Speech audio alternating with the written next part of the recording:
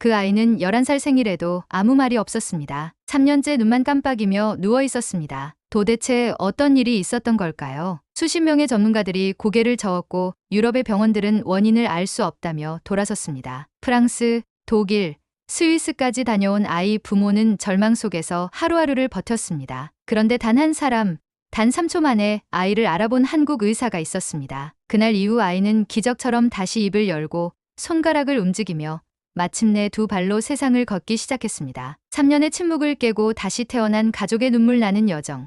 지금부터 함께 만나보시죠. 그 전에 잠깐 1초만 투자해서 구독, 좋아요 버튼을 꾹 눌러주시면 영상 제작에 큰 힘이 됩니다. 지금 바로 시작하겠습니다. 안녕하세요. 저는 프랑스 리옹에서 온 마리 듀부아라고 합니다. 제 딸 클레어는 올해 11살이 되었습니다. 하지만 지난 3년 동안 그 아이는 자신의 목소리를 단 한 번도 내본 적이 없습니다. 8살이 되던 해 갑작스러운 발작과 함께 클레어는 병원 침대에 눕게 되었고 그날 이후 아이는 침묵의 세계에 갇혀 살았습니다. 11살 생일을 맞은 제 딸은 아무런 말도 하지 않았습니다. 축하 노래도, 촛불 하나하나 켜진 케이크도, 가족 사진도 없었습니다. 아니, 가족이라는 단어조차 어색했습니다. 아이는 침대에 누워 있었고 눈만 단신이 깜빡일 뿐이었습니다. 제 이름을 부르지 않았고 저를 알아보지도 못했습니다. 아니, 어쩌면 알아봤을지도 모릅니다. 하지만 아무 말도 아무 동작도 하지 못한 채 3년의 시간을 그렇게 침묵 속에 흘려보냈습니다. 처음부터 이렇게 된 건 아니었습니다. 클레어는 정말 밝고 명랑한 아이였어요.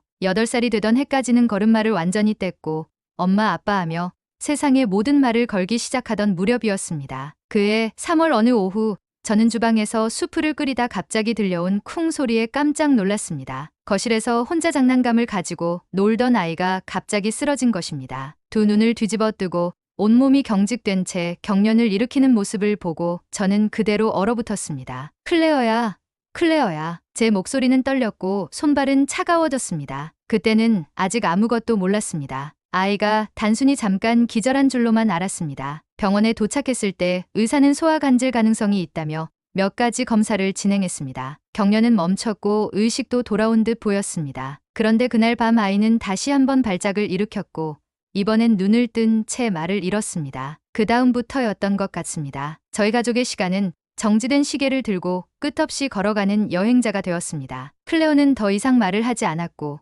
그 작은 두 손은 장난감을 잡지 못했습니다. MRI, CT, 뇌파 검사, 유전자 검사. 2년 동안 아이의 몸에는 무려 124번의 주사가 꽂혔고 37번의 촬영이 있었습니다. 하지만 돌아오는 말은 항상 같았습니다. 원인을 모르겠습니다. 가능성은 몇 가지 있지만 확신할 수는 없습니다. 처음엔 낙관하려 했습니다. 아이가 다시 깨어날 거라 믿고 싶었습니다. 매일 동화를 읽어주고 손을 잡고 노래를 불러주고 다리를 주물러주며 엄마가 여기 있단다, 여기 있단다고 속삭였습니다. 그런데 어느 순간 저는 점점 지쳐갔습니다. 밤이 되면 악몽을 꾸었고 아침이 되면 무기력했습니다. 아이는 변하지 않았고 시간만 흘렀습니다. 제 아내 클레어는 없다는 생각이 커질 때마다 다시 울었습니다. 남편 장 피에르도 처음엔 저와 함께였습니다. 치료비를 감당하기 위해 야근을 마다하지 않았고 병원에 함께 있었고 전문가들의 의견을 정리하며 밤을 지새우기도 했습니다. 하지만 점점 침묵이 길어질수록 그는 무너졌습니다. 의사들의 애매한 설명에 분노하고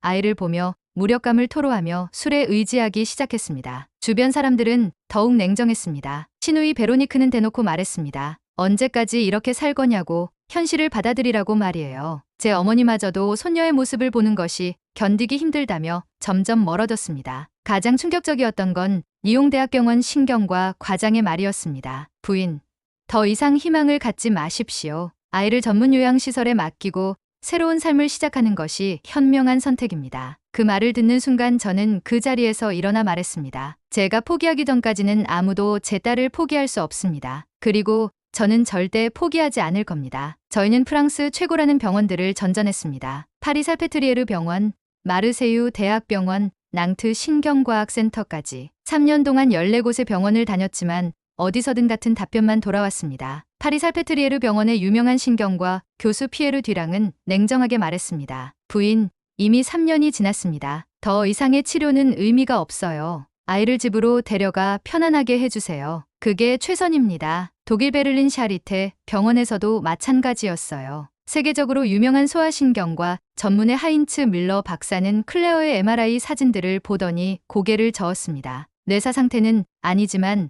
회복 가능성은 거의 제로에 가깝습니다. 기적을 바라지 마십시오. 스위스 추리히 대학병원에서는 더욱 잔인했습니다. 신경외과 과장 요한 슈미트는 대놓고 말했어요. 부부가 젊으니까 새로운 아이를 가지는 것을 고려해보라고 말이에요. 그 말을 듣는 순간 저는 그 자리에서 뛰쳐나왔습니다. 가장 충격적이었던 건 런던 그레이트 오몬드 스트리트 병원이었습니다. 세계 최고의 소아병원이라던 그곳에서 만난 존 윌슨 교수는 클레어를 5분도 보지 않고 진단을 내렸어요. 전형적인 식물인간 상태입니다. 더 이상 할 수 있는 치료는 없습니다. 저는 그때 물었습니다. 혹시 다른 가능성은 없을까요?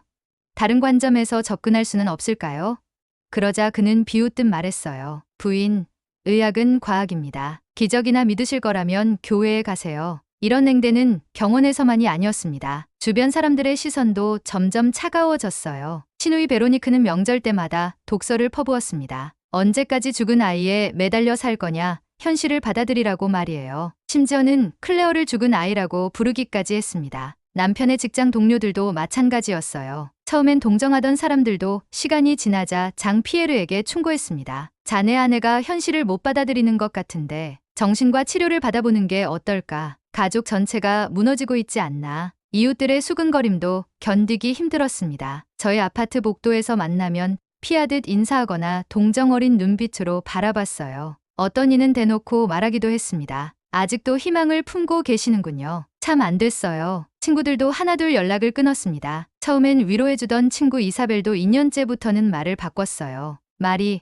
이제 그만 놓아줘. 너도 클레어도 모두 고통받고 있어. 때로는 포기하는 것도 사랑이야. 경제적 상황은 더욱 절망적이었습니다. 의료비로 집을 팔았고 적금도 모두 털었어요. 장피에르는 밤에 택시 운전까지 하며 생계를 유지했습니다. 그럼에도 매달 나가는 간병비와 물리치료비는 감당하기 어려웠어요. 보험회사에서도 손을 떼었습니다. 3년이 지났으니 더 이상 치료비 지원은 불가능하다는 통보가 왔어요. 담당자는 냉정하게 말했습니다. 이미 충분히 지원했으니 이제 가족이 감당해야 할 몫입니다. 그럴 때마다 저는 클레어의 침대 옆에 앉아 속삭였습니다. 괜찮아. 엄마가 끝까지 포기하지 않을게. 분명히 너를 구할 방법이 있을 거야. 세상 어딘가에는 우리를 도와줄 의사가 있을 거라고 믿어. 하지만 현실은 냉혹했습니다. 유럽 최고의 의료진들이 모두 포기한 상황에서 무엇을 더 할 수 있을까요? 남편도 점점 지쳐갔고 저 역시 한계에 다다르고 있었습니다. 그때 인터넷에서 베를린 국제신경학회 소식을 보게 되었습니다. 마지막 희망이라는 생각으로 참가비를 마련했어요. 혹시라도 새로운 치료법이나 희망을 찾을 수 있을까 하는 간절한 마음이었습니다. 베를린에서 돌아온 저는 김수호 교수의 말이 머릿속에서 떠나지 않았습니다. 이 아이는 의식이 있습니다. 그 확신에 찬 목소리가 계속 들려왔어요. 하지만 한국까지 가자는 제 말에 주변 사람들의 반응은 냉혹했습니다. 남편 장 피에르가 먼저 반대했어요. 말이 정신 차려. 한국까지 가서 뭘 하겠다는 거야? 이미 집도 팔고 빚도 늘어난 상황에서 또 돈을 쓰겠다고? 그는 목소리를 높였습니다. 유럽 최고의 의사들도 포기했는데 한국에서 뭘 해줄 수 있겠어? 시누이 베로니크는 더욱 독설적이었어요. 이제 완전히 정신이 나갔구나. 동양의학, 그게 뭔지 알아? 침이나 놓고 한약 다려주는 거 아니야? 클레어는 이미 끝났어. 언제까지 헛된 희망에 매달릴 거야? 제 어머니도 같은 입장이었습니다. 마리아, 이제 그만해. 3년이면 충분해. 한국까지 가서 돈만 낭비하지 마. 그 돈으로 차라리 클레어를 편안한 요양원에 보내는 게 낫겠어. 친구 이사벨은 인터넷 검색을 해보고는 더욱 걱정했어요. 말이, 이것 봐. 한국 의료 수준이 프랑스보다 떨어진다고 나와 있어. 게다가 언어도 통하지 않잖아. 혼자서 어떻게 감당할 건데? 가장 충격적이었던 건 니용대학병원 뒤랑 교수의 반응이었습니다. 그에게 상담을 요청했을 때 그는 화를 냈어요. 부인, 정말 실망스럽습니다. 그런 사입이 의료에 속으시다니. 한국 의사가 사진 한 장으로 진단한다고요? 말도 안 되는 소리입니다. 그는 계속해서 말했어요. 아시아 의료는 서구에 비해 50년은 뒤떨어져 있습니다. 특히 한국 같은 나라에서는 아직도 무속신앙이 의료와 섞여 있어요. 부인의 딸이 실험 대상이 되어서는 안 됩니다. 보험회사에서도 연락이 왔어요. 담당자 미셸 르르랑은 단호하게 말했습니다. 한국 치료비는 지원 불가능합니다. 프랑스 의료보험이 적용되지 않는 지역이에요. 모든 비용을 개인이 부담해야 합니다. 그녀는 구체적인 수치까지 제시했어요. 항공료, 체류비, 치료비까지 합하면 최소 5만 유로는 들 겁니다. 그것도 효과가 있다면 말이죠. 실패하면 그 돈은 모두 날리는 거예요. 교회에서도 만류했습니다. 신부님은 조심스럽게 말씀하셨어요. 말이 하나님의 뜻을 받아들이는 것도 신앙입니다. 때로는 내려놓는 것이 더 큰 사랑일 수 있어요. 한국까지 가는 것은 무모한 일 같습니다. 심지어 클레어의 담당 간병사 앙젤리크까지도 걱정했어요. 부인, 클레어를 장거리 이송하는 것은 위험합니다. 아이의 상태가 더 악화될 수도 있어요. 한국의 의료시설이 프랑스만큼 좋을까요? 하지만 저는 마음을 바꾸지 않았습니다. 김수호 교수의 눈빛을 잊을 수 없었어요. 그 확신과 따뜻함, 그리고 무엇보다 희망이 느껴졌습니다. 3년 동안 그 누구도 저에게 희망을 주지 못했는데 그분은 달랐어요. 저는 인터넷으로 김수호 교수에 대해 찾아봤습니다. 서울대학교 의과대학 신경재활의학과 교수, 아시아 신경재활학회 회장, 국제기능의학회 이사, 수십 편의 논문과 놀라운 치료 성과들이 나타났어요. 특히 그의 논문 중 하나가 눈에 띄었습니다. 기능성 신경차단 증후군의 새로운 치료 접근법이라는 제목의 연구였어요. 유럽에서 치료 불가능하다고 여겨진 환자들의 70% 이상이 호전되었다는 내용이었습니다. 그날 밤 저는 장 피에로와 진지한 대화를 나눴어요. 여보, 3년 동안 우리가 시도하지 않은 게 뭐가 있어? 이제 정말 마지막 희망이야. 이것마저 놓치면 평생 후회할 것 같아. 장 피에르는 한참을 고민하더니 말했습니다. 정말 마지막이라고 약속할 수 있어? 한국에서도 안 되면 정말 포기할 거야? 저는 고개를 끄덕였어요. 약속할게. 이번이 정말 마지막이야. 다음 날 저는 김수호 교수에게 이메일을 보냈습니다. 교수님, 한국으로 가겠습니다. 제 딸을 구해주세요. 2시간 후 답장이 왔어요. 기다리고 있겠습니다. 클레어를 반드시 도와드리겠습니다. 그렇게 저희는 마지막 남은 돈을 모아 한국행 비행기표를 예약했습니다. 2025년 7월 15일 인천국제공항으로 향하는 에어프랑스 항공편이었어요. 24시간의 긴 여행이 시작되는 순간이었습니다. 2025년 7월 16일 오전 10시 인천국제공항에 도착했습니다. 24시간의 긴 여행이었어요. 클레어는 특수의료 침대에서 산소 공급을 받으며 함께 왔습니다. 공항 의료진의 도움으로 안전하게 입국 절차를 마쳤죠. 공항에는 이미 김수호 교수님이 보낸 구급차가 대기하고 있었어요. 의료진 2명이 함께 왔는데 놀랍게도 그중 한 명이 유창한 프랑스어를 구사했습니다. 안녕하세요, 듀부아 씨. 저는 간호사 박지영입니다. 프랑스에서 공부했어요. 그 순간 저는 안도했어요. 언어 걱정을 했는데 의사소통이 가능하다는 것만으로도 큰 위안이 되었습니다. 박지영 간호사는 클레어의 상태를 꼼꼼히 체크하며 말했어요. 장거리 이송으로 피곤하셨을 텐데 생각보다 상태가 안정적이네요. 서울 시내로 향하는 길. 차창밖 풍경이 제 예상과 달랐습니다. 현대적인 고층 빌딩들과 깨끗한 도로.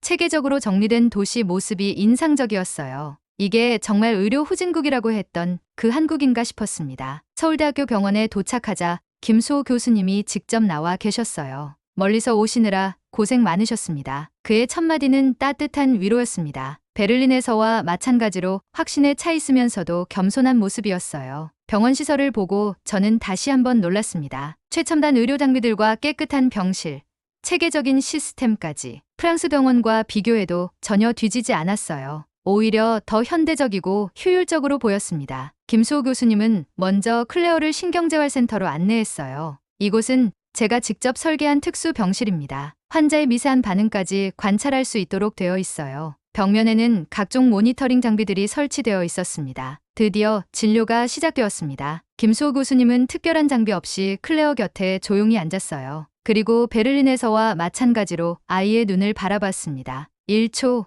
2초, 3초, 정확히 3초 후 그는 고개를 끄덕였어요. 맞습니다. 루빈하우스 증후군이 확실합니다. 그는 확신에 찬 목소리로 말했어요. 클레어는 의식이 완전히 깨어 있습니다. 단지 뇌와 신경 사이의 신호 전달 체계가 차단되어 있을 뿐이에요. 저는 떨리는 목소리로 물었습니다. 그럼 정말 치료가 가능한 건가요?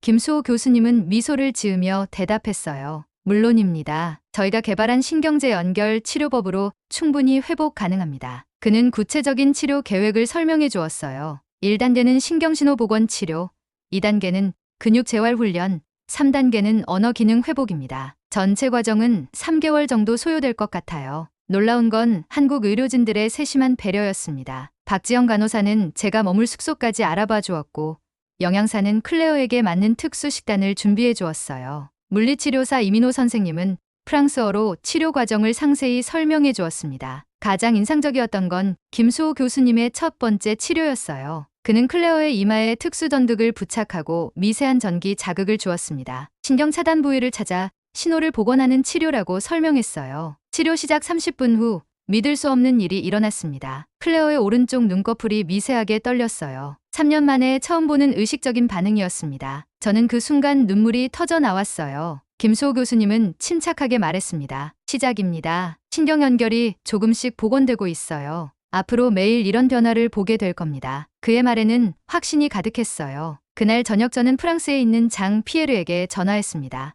여보, 정말 희망이 보여. 김수호 교수님이 말한 대로야. 클레어에게 정말 의식이 있었어. 장 피에르는 믿기지 않는다는 투로 말했지만 제 목소리에서 희망을 느꼈나 봐요. 한국에 온 첫날 저는 확신했습니다. 이곳이 클레어를 구할 수 있는 곳이라고 말이에요. 3년 동안 유럽의 어떤 의사도 해주지 못한 정확한 진단과 구체적인 치료 계획, 그리고 무엇보다 희망을 주었습니다. 그날 밤 클레어의 병실에서 저는 처음으로 편안한 잠을 잤어요. 딸의 규칙적인 숨소리를 들으며 내일이 기다려졌습니다. 정말 오랜만에 느끼는 희망이었어요. 한국에 온 지 일주일이 지났을 때 저는 완전히 다른 세상에 와 있다는 걸 깨달았습니다. 프랑스에서는 상상할 수도 없었던 일들이 매일 일어났어요. 김수호 교수님과 한국 의료진들의 접근 방식은 유럽과 완전히 달랐습니다. 가장 놀라웠던 건 그들이 클레어를 대하는 태도였어요. 프랑스 의사들은 클레어를 환자 번호로만 불렀는데 한국 의료진들은 모두 클레어야, 클레어 공주님이라고 부르며 말을 걸었습니다. 마치 깨어있는 아이를 대하듯이 말이에요. 김수호 교수님은 매일 아침 클레어에게 인사했습니다. 클레어야, 안녕. 오늘도 열심히 치료해보자. 그리고는 정말로 클레어가 들을 수 있다는 듯이 하루 치료 계획을 설명해 주었어요. 오늘은 왼쪽 뇌신경을 자극할 거야. 조금 따끔할 수도 있지만 참아보자. 더 감동적이었던 건 간병사 김영숙 씨였습니다. 60대의 따뜻한 할머니 같은 분이었는데 클레어를 친손녀 대하듯 돌봐주었어요. 매일 아침 클레어의 머리를 빗어주며 우리 공주님, 오늘도 예쁜 애라고 속삭였습니다. 어느 날 김영숙 씨가 제게 말했어요. 부인, 이 아이 눈빛이 살아있어요. 제가 40년간 환자를 돌봐왔는데 이런 아이는 처음이에요. 분명히 우리 말을 듣고 있어요. 그 말을 듣고 저는 또 눈물이 났습니다. 한국 의료진들의 치료, 철학은 정말 특별했어요. 김수호 교수님은 저에게 설명했습니다. 서양의학은 병을 고치려 하지만 우리는 사람을 치료합니다. 몸과 마음, 그리고 가족까지 모두 하나로 봐야 해요. 실제로 그들은 저까지 치료 과정에 참여시켰어요. 매일 오후 2시간씩 저도 클레어와 함께 음성 치료를 받았습니다. 엄마의 목소리가 가장 강력한 치료 도구라고 했어요. 프랑스에서는 의료진만 치료하고 가족은 밖에서 기다리라고 했는데 여기는 정반대였습니다. 물리치료사 이민호 선생님은 더욱 놀라웠어요. 그는 매일 클레어의 손과 발을 1시간씩 마사지해 주었습니다. 근육이 기억을 잃지 않도록 계속 자극해야 한다며 정성스럽게 움직여 주었어요. 그의 손길에는 진짜 마음이 담겨 있었습니다. 어느 날 이민호 선생님이 제게 말했어요. 부인, 한국에는 정이라는 말이 있어요. 마음과 마음이 통하는 거죠. 저희는 클레어와 정을 나누고 있어요. 그래서 반드시 깨어날 거예요. 그 말에 저는 가슴이 뭉클했습니다. 김수호 교수님의 치료법은 정말 혁신적이었어요. 그는 클레어의 뇌파를 실시간으로 모니터링하면서 맞춤형 자극을 주었습니다. 뇌의 어느 부분이 반응하는지 정확히 파악해서 그 부위만 집중적으로 치료했어요. 가장 인상적이었던 건 한국 전통 음악을 활용한 치료였습니다. 김수호 교수님은 가야금과 대금 소리가 뇌신경 복원에 효과적이라고 설명했어요. 매일 저녁 클레어에게 전통 음악을 들려주었는데 정말 신기하게도 아이의 뇌파가 안정되었습니다. 어느 날 국악 연주자가 직접 병실에 와서 연주해 주었어요. 아름다운 가야금 선율이 병실을 가득 채웠을 때 클레어의 눈에서 눈물이 흘러나왔습니다. 3년 만에 처음 보는 감정 반응이었어요. 저는 그 순간 한국 문화의 힘을 느꼈습니다. 한국 의료진들의 헌신은 상상을 초월했어요. 김수호 교수님은 주말에도 클레어를 확인하러 오셨고 간호사들은 24시간 교대로 아이를 지켜봤습니다. 심지어 청소하시는 분까지도 클레어에게 말을 걸며 응원해 주었어요. 더 놀라운 건 병원 전체가 클레어를 응원하고 있다는 사실이었어요. 다른 과 의사들도 지나가다 클레어를 보고 가셨고 간호대학 학생들은 클레어를 위한 응원 편지를 써주었습니다. 이런 따뜻함은 프랑스에서는 상상할 수 없었어요. 치료 시작 2주째 기적이 일어났습니다. 클레어가 처음으로 손가락을 움직인 거예요. 김수호 교수님이 손을 잡아달라고 하자 클레어의 오른손 검지가 살짝 굽어졌습니다. 정말 미세한 움직임이었지만 분명한 의식적 반응이었어요. 그 순간 병실에 있던 모든 사람들이 울었습니다. 김수호 교수님도 눈물을 글썽이며 말했어요. 클레어야, 정말 잘했어. 이제 시작이야. 우리 함께 끝까지 가보자. 그의 목소리에는 아버지 같은 따뜻함이 있었습니다. 그날 저는 깨달았어요. 한국에는 단순히 의료기술만 있는 게 아니라 사람을 살리는 마음이 있다는 것을. 정이라는 말로 표현되는 그 따뜻한 마음이 제 딸을 깨우고 있다는 것을 말이에요. 2025년 10월 15일, 드디어 완치 판정을 받는 날이 왔습니다. 김수호 교수님이 마지막 검사 결과를 들고 오셨을 때 그의 얼굴에는 환한 미소가 가득했어요. 클레어의 모든 신경 기능이 정상으로 돌아왔습니다. 이제 집으로 가도 됩니다. 그 말을 듣는 순간 저는 3개월 동안 참았던 감정이 한꺼번에 터져 나왔어요. 기쁨과 감사, 그리고 한국을 떠나야 한다는 아쉬움까지. 복잡한 감정들이 가슴을 가득 채웠습니다. 클레어는 이제 완전히 다른 아이가 되어 있었어요. 밝게 웃으며 한국어와 프랑스어를 자유자재로 구사했고 병원 복도를 뛰어다니며 모든 의료진들과 인사를 나눴습니다. 안녕하세요, 김영숙 할머니. 오늘도 예쁘시네요. 그 모습을 보며 간병사 할머니는 매번 눈물을 글썽이셨어요. 퇴원 준비를 하던 중 놀라운 소식이 들려왔습니다. 유럽연합 의료위원회에서 김수호 교수님께 특별 강연을 요청한 거였어요. 클레어의 치료 사례를 유럽 의료진들에게 소개해달라는 내용이었습니다. 불과 4개월 전 한국 의료를 무시했던 그들이 이제는 배우겠다고 나선 거였죠. 가장 충격적이었던 건 베를린의 밀러 박사였어요. 그가 직접 한국까지 와서 김수호 교수님께 무릎을 꿇고 사과했습니다. 제가 틀렸습니다. 한국 의료의 우수성을 인정합니다. 제발 저희에게도 이 치료법을 가르쳐 주십시오. 파리의 듀랑 교수도 마찬가지였어요. 그는 프랑스 의료진 대표단을 이끌고 서울대 병원을 방문했습니다. 저희가 서양의학의 오만에 빠져 있었습니다. 한국의 전인적 치료, 철학을 배우고 싶습니다. 그의 말에 김수호 교수님은 웃으며 답했어요. 의료에는 동서양이 따로 없습니다. 환자를 살리는 것이 우리의 공통 목표죠. 퇴원 전날 밤 병원에서 특별한 송별회를 열어주었습니다. 클레어를 돌봐준 모든 의료진들이 참석했어요. 클레어는 한국어로 준비한 감사 인사를 했습니다. 한국 선생님들, 정말 고맙습니다. 저에게 새로운 생명을 주셔서 감사해요. 한국은 제 두 번째 고향이에요. 그날 밤 김수호 교수님이 저에게 말씀하셨어요. 부인, 클레어는 단순히 병이 나은 게 아닙니다. 한국에서 진짜 삶을 되찾은 거예요. 이제 클레어는 2개의 조국을 가진 특별한 아이가 되었습니다. 그 말에 저는 고개를 끄덕였어요. 정말 그랬습니다. 인천공항으로 향하는 길, 클레어가 창밖을 보며 말했어요. 엄마, 한국 정말 아름다워요. 언제 다시 올 수 있을까요? 저는 약속했습니다. 꼭 다시 올 거야. 우리를 살려준 이 나라에 감사 인사를 드리러 말이야. 공항에는 김수호 교수님을 비롯해 모든 의료진이 배웅 나와 계셨어요. 클레어는 한 명 한 명과 포옹하며 작별 인사를 했습니다. 박지영 언니, 보고 싶을 거예요. 이민호 오빠, 덕분에 다시 걸을 수 있어요. 김영숙 할머니, 사랑해요. 가장 감동적이었던 건 김수호 교수님과의 마지막 인사였어요. 클레어가 교수님께 그림 한 장을 건넸습니다. 한국 태극기와 프랑스 국기가 나란히 그려져 있고 가운데 하트가 있는 그림이었어요. 저희 두 조국이에요. 한국에서 새로 태어났거든요. 김수호 교수님은 클레어를 꼭 안아주며 말씀하셨어요. 클레어야, 넌 한국과 프랑스를 잇는 작은 천사야. 건강하게 자라서 꼭 다시 만나자. 두 분 모두 눈물을 흘리고 계셨어요. 비행기가 이륙하면서 클레어가 창밖을 보며 한국어로 중얼거렸어요. 안녕, 한국. 고마워요, 선생님들. 다시 올게요. 저도 함께 창밖을 바라보며 마음속으로 다짐했습니다. 이 나라의 은혜를 절대 잊지 않겠다고 말이에요. 파리에 도착하자 프랑스 언론들이 몰려들었어요. 클레어의 기적적 회복이 이미 유럽 전역에 알려진 상태였습니다. 기자들이 물었어요. 한국 의료진에게 하고 싶은 말이 있다면?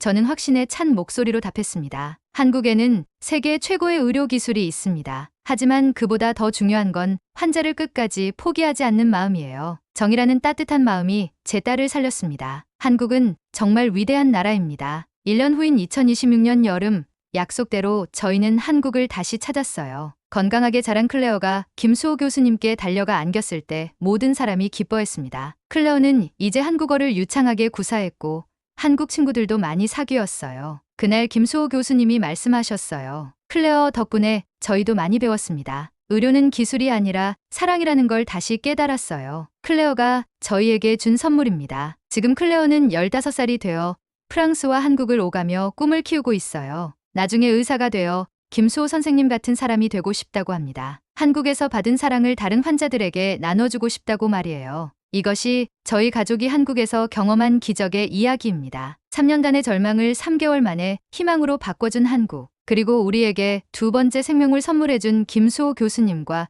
모든 의료진들께 평생 감사할 것입니다. 한국은 정말 기적을 만드는 나라입니다. 오늘의 이야기는 여기까지입니다. 다음엔 더 좋은 이야기로 여러분을 찾아뵙겠습니다. 시청해주셔서 감사합니다.